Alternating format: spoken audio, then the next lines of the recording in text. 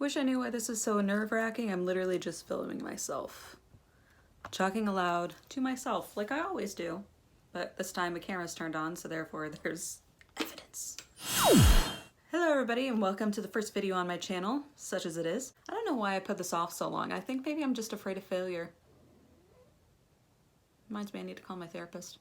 So honestly, I didn't really know what to do as my first video. I guess it was just kind of like a spur of the moment thing. I had time, so I finally just kind of sat down to do it. So I guess I decided to do something that's going to sate my curiosity a little bit, and maybe some of yours as well. I'm a very curious kid. Curious. And curious. Because I'm so afraid of failure, I need to be reminded that even some of the biggest corporate companies out there have failed in quite spectacular ways. I'm glad that you could all be here for this momentous occasion. For my first video, I'd present to you my favorite 10 failed products from your favorite companies, and maybe some you haven't even heard of. Number 1, INTERFILM. In the 1990s, INTERFILM premiered with a short film called I'm Your Man. It was directed by the inventor, Bob Bijan? I'm so sorry. It actually was kind of like a choose your own adventure that you get in those books where you can actually flip through the different pages and get the ending that you want. In the theaters, the armrests were actually equipped with joysticks that had 3 buttons. Every few minutes or so, the movie would actually pause and the viewers were actually able to press one of the 3 buttons and choose one of the 3 endings that their movie could take and choose their own story path. While this seems like a fun idea, this actually ended up costing $70,000 to refit a single theater.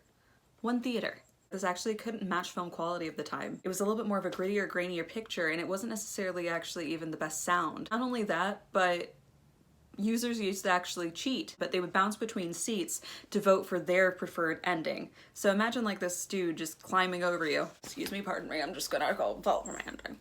I wanna sit on gas! I wanna sit on gas! The entire project was actually once backed by Sony Pictures, but because of the lack of quality content, it forced them to pull their support, and eventually INTERFILM died. So if you want to actually get your own ending, there's still fan fiction. Number 2. Colgate, known for toothpaste products. Colgate, keeping your teeth nice, fresh, clean, minty, pearly white. In the 1980s, TV dinners, frozen dinners, whatever you decided to call them, they were actually growing in popularity. And why not? I love those little things. They had like the little brownie. Sometimes they had little sprinkles I could put on top of it. That led to a lot of companies jumping on that bandwagon. And some of them might surprise you, including Colgate. In 1982, Colgate wanted to get in on the popularity of the TV dinner by creating something called kitchen entrees. And these are frozen family meals from Colgate, a toothpaste company. You can imagine why these didn't do well, because people tended to associate Colgate with tooth care. You know, toothpaste, floss, just exactly what you're doing. Unfortunately, that meant that we don't have Colgate kitchen entrees anymore. Shame. Number 3, Bic underwear. Yes, you heard me correctly. The entire idea came from the fact that they had a slogan called Flick Your Bic. They might still have that, I don't know, I didn't check. Whatever. The whole idea actually came with them writing on the back of their slogan, wanting to capitalize on the innuendo to sell women's hosiery and underwear. The underwear was made to be disposable, just like their razors and their lighters, which unfortunately makes me a little uncomfortable. Thinking exactly like I do, women didn't really find the need to have disposable undies. They didn't particularly want to buy them where other big products are sold, you know, like in the pen aisle or at the gas station. Then again, I could actually find a few different instances where disposable undies would actually be in handy. 4! Just like everything else on this list, this one's a little trippy. In the mid-1970s, convenience foods like Jell-O, stovetop mac and cheese, things like that were actually becoming more and more popular because that meant that so many people didn't actually have to spend so much time in the kitchen preparing meals and trying to find nutrition for themselves and their children. Gerber singles to the rescue. This was actually essentially baby food for adults. Did you ever happen to look at your baby's food and think, damn, that looks good? In 1974, Gerber released several pureed single-serve meals with such flavors such as beef burgundy, Mediterranean vegetables, and blueberry delight.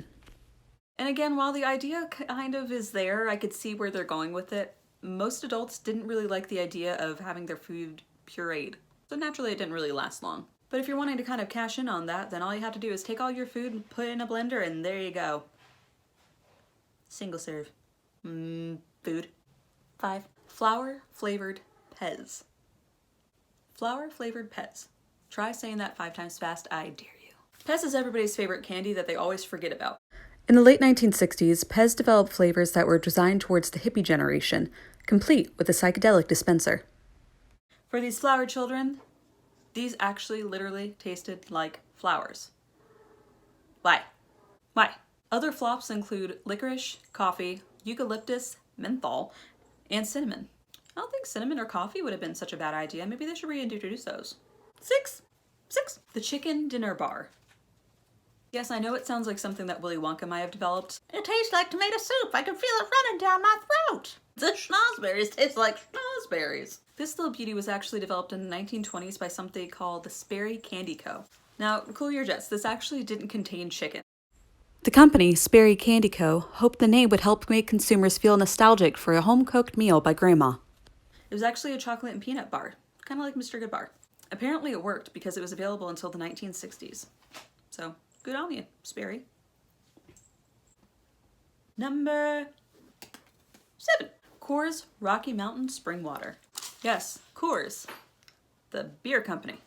In 1990, COORS was actually hoping to get on the bottled water trend. This was the first COORS non-alcoholic drink since the Prohibition. Unfortunately, having the COORS name might have confused people. Everybody's looking for the hard seltzer right now, so maybe they were just a little bit before their time. COORS let the trademark for the Rocky Mountain Spring Water expire in 1997, so unfortunately you're a little too late to buy it. Insert the joke that beer tastes like water. Also hopping onto the water bandwagon is number 8, Thirsty Dog. I couldn't really find a ton about this one. I just know around 2008 they released a line of portable water for pets. It was apparently infused with flavors like crispy beef for dogs and tangy fish for cats. The fuck is a tangy fish? Part of me kind of wants to like go and see if it's still available anywhere, but then I also feel like maybe I might regret what I find. Number 9, the Samsung Galaxy Note 7. In 2016, Samsung released its much anticipated device, the Galaxy Note 7. Unfortunately, this much anticipated device came with internal flaws, most of them revolving around the battery. There was overheating in the device that was actually caused by separate batteries supplied by 2 different suppliers. For the one that contained the Samsung SDI, there wasn't enough room in the heat-sealed pouch and its internals. It could cause electrodes inside each battery to crimp, weaken the separator between electrodes, and short circuit. Then there was the battery created by Amperex Technology Limited. Some cells were missing insulated tape, and some batteries had sharp protrusions inside the cell, led to damage between the separator between the between the anode and cathode. Cathode? The batteries also had thin separators in general, increasing the risk of separator damage. And finally, thin. Dun dun. Dun dun. Dun dun. Dun dun. I don't get out much. Number 10, ZUNE. ZUNE. Popularity for MP3 devices was raging. Of course, Apple was king. So in 2006, Microsoft actually developed something called the ZUNE, which was actually supposed to be an answer to Apple's iPod. And while the idea was actually what people wanted at the time, many reported bugs didn't really help sales at the time. On December 31st, 2008, most 30 gig ZUNEs actually stopped functioning because the underlying code had forgotten to count for a leap year. That's right, because the extra day in leap year, they stopped functioning. Same, honestly. Unfortunately, because of the bad press surrounding that, ZUNE actually went off to the graveyard, dying a slow, sad, tragic, technological death. And on that happy note, thank you guys so much for watching and let me be part of your day. Don't forget to like, subscribe, share with your friends, your family, your neighbor, somebody you'd like to annoy. I've been told I'm very annoying. It's what I'm good at. If you like this video and you want to state more of your curiosity, there's more things on the way. I'm still kind of developing ideas, trying to figure out where exactly I want this to go. I think that most of it's just going to be me bullshitting around because why not? Yes, sometimes I will curse. I kind of apologize. Maybe I'll cook. Maybe I'll do makeup. Maybe I will just play games. Who knows? Stick around. We'll see what happens. Anyway, thanks guys for watching. Like, comment, subscribe. And don't forget to ring the bell so that way you know when I'm doing things next. Because that'll be a surprise to everybody. And I will see you guys soon. This is Toodles. Bye. Whoop. I kind of feel bad for my neighbors at this point because I have no idea what's going to happen.